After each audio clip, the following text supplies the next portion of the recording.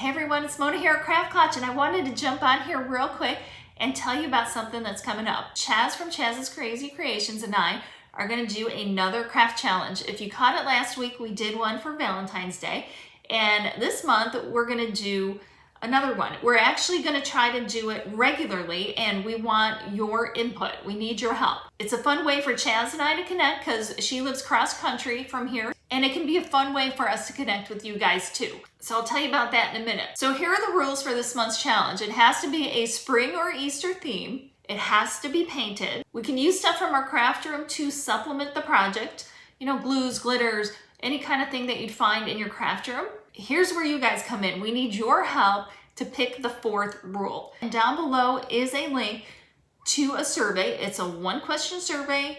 There's 4 options on what we should include for that fourth option for the fourth rule.